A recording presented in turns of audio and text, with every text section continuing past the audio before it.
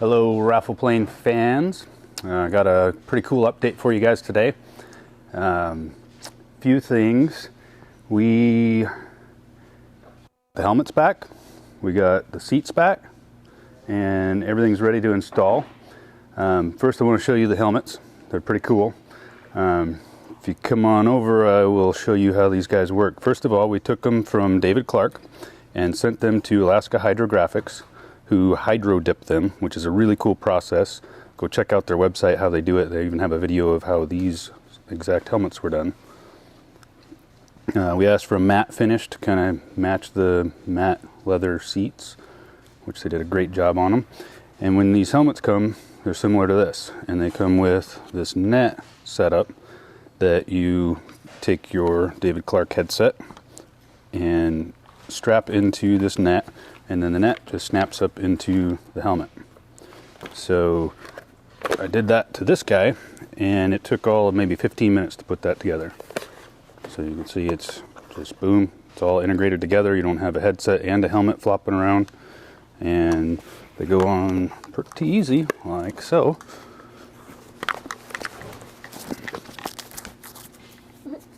Super good.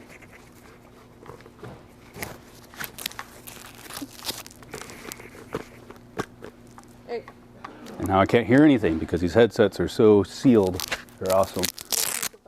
There's also snaps for an add-on visor, so you can get different shades. No, stop. Oh. Still. Okay, turn. Don't want to get it off. And they're adjustable. Okay, cool. So now I can hear again. Of course, I have to shamelessly plug Sport Aircraft Seats, because they produced these amazing seats. They're actually made with Italian cowhide leather, so real leather, real stuff, and their attention to detail at Sport Aircraft Seats is amazing. I mean, there's not a stitch wrong with these. They're custom made for your application. The cool part is that you can log onto their website at sportaircraftseats.com. You can design the seat you want with all the different colors and patterns, and then hit purchase, submit, and they start making them. And they are in operation right now. And then they will show up at your house or hangar, and it's real simple to put these guys on. There's just a simple strap that wraps around there. They're custom fit to meet your aircraft's needs. Takes less than 15 minutes to put these things on. You see they're just a quick slide on, Velcro, boom, done. All FAA burn certified. They have some cool add-ons you can get, like your elastic pouch in the back, seat belt straps. They're just top of the line. Doesn't get much better than these guys. So Sport Aircraft Seats is where you go to get your custom upholstery. And they have all kinds of different types of materials you can use. You go leather, vinyl. I'm sure he's got just about anything you can imagine.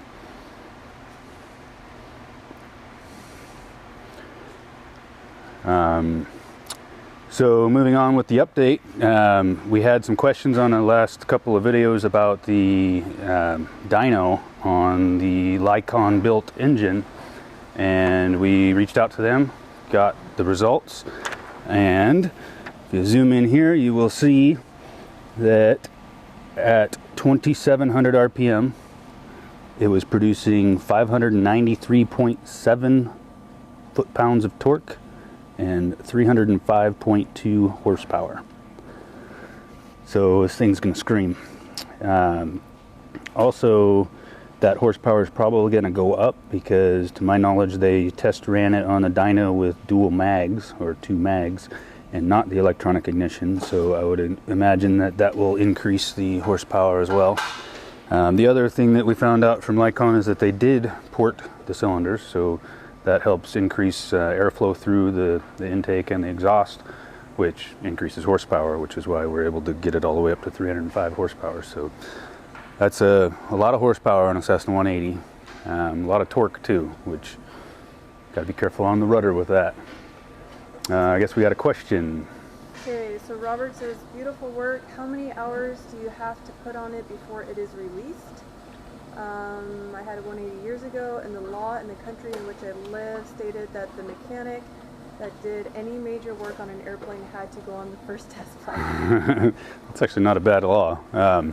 So here in the U.S., the FAA regulations, technically there would be a test flight required, because anytime you do any kind of heavy maintenance that may appreciably affect the flight characteristics of the aircraft, you have to do a flight test. So aside from that, as long as the mechanic signs off saying that it's airworthy and ready to go, then it can get pushed outside, and whoever's licensed to fly it can go fly it. So the log entry the last part of the log entry will say flight test recommended to ensure accuracy of rigging and whatnot. And then I get to be the test pilot, but technically all I would have to do is go up and make sure everything's operational, everything flies the way it's supposed to, and assuming that it does, then I go in and sign it off as the pilot, saying that the test flight was performed and no adverse effects were noted, and at that point whoever wins it can go fly it.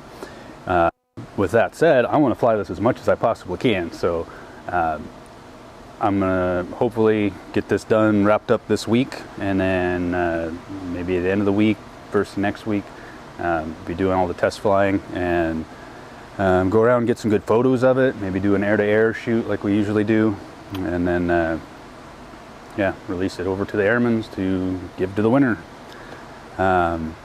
So an update on what I've got going on up here. The engine is 99.9% done and ready for a prop. I'll show you guys some details of what goes into it.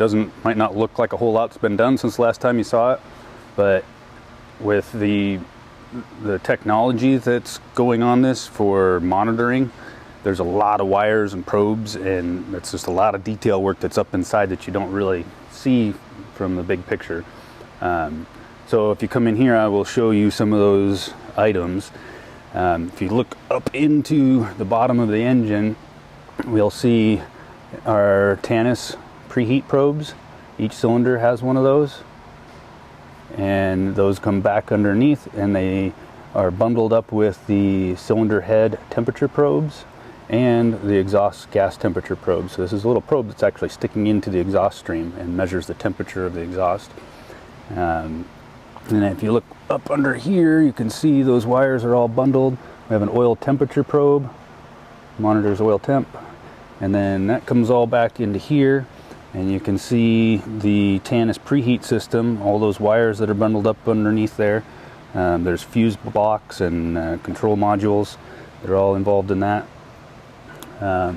Back behind the carburetor from Marvel Chevrolet, we have the manifold pressure sensor, which plugs right into the intake, so you're measuring the actual pressure inside there.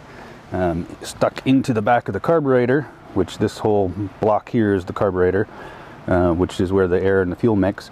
You have a carburetor temp sensor, which will indicate whether you're getting close to icing temperatures. You can see all those red wires. If we go over to, well, before we go over to the other side, just show this here. This thing's got fuel flow monitoring as well. So inside this fire sleeve, there's a wire coming out of here, and there's an actual fuel flow sensor that spins in the fuel flow and measures actual fuel flow. And all those engine monitoring sensors are all fed back to the JPI EDM 900 engine analyzer. So I'll show you in a later video, once we get everything operational and calibrated, how that monitor actually displays the information. And it's amazing. You got like a bar graph showing each cylinder and what the exhaust gas temperature is doing, the cylinder head temperature, fuel flow, fuel quantity, oil pressure, RPM, manifold pressure. Everything is all in this one instrument, full color display.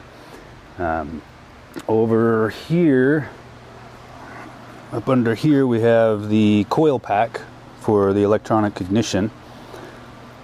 So this guy is the heart of what sends out the spark to the electronic ignition fired spark plugs.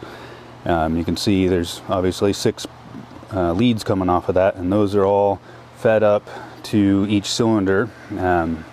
And if we come around, let's go over here to the top and I'll show you some of the stuff involved with the electronic ignition. So you can see the red leads are coming from that coil pack, and notice that there's red leads on the top on this side, but on that side they're the silver braided leads which lead back to the original magneto. So here's the left magneto with an impulse couplings to help start the engine, and then this is the drive unit, the magnetic pickup for the electronic ignition. So this tells the brains that are mounted on the back side of the firewall when to send spark down each of these lines to the cylinders. So each cylinder has 2 spark plugs. There's one on the top and then there's one down up underneath on the bottom. And the electronic ignition fires the top plugs on this side and the bottom plugs on the other side, and vice versa for the magneto. So if you lose a magneto, your electronic ignition is still firing one of the plugs on every cylinder, so you'll still run. You'll lose a little bit of RPM, but you'll still be able to fly fine. And vice versa, if you lost your electronic ignition, the magneto will take over on those other spark plugs. Of course, these guys are all your primer lines. So when you go to start, you prime the engine, and it sends a shot of fuel into each cylinder. What else we got up there? Pretty much it on there. One of the last things I need to install is the breather tube. When those pistons are firing, it sends pressure into the crankcase, and that has to breathe. So this will be a hose or a aluminum line and hose that comes down and ports overboard, so that pressure can release, so the engine doesn't pop. Doesn't what? Pop. And then I've got some scat tubing, which is that typical orange hose that will connect the heat system throughout the carb heat and the interior cabin heat.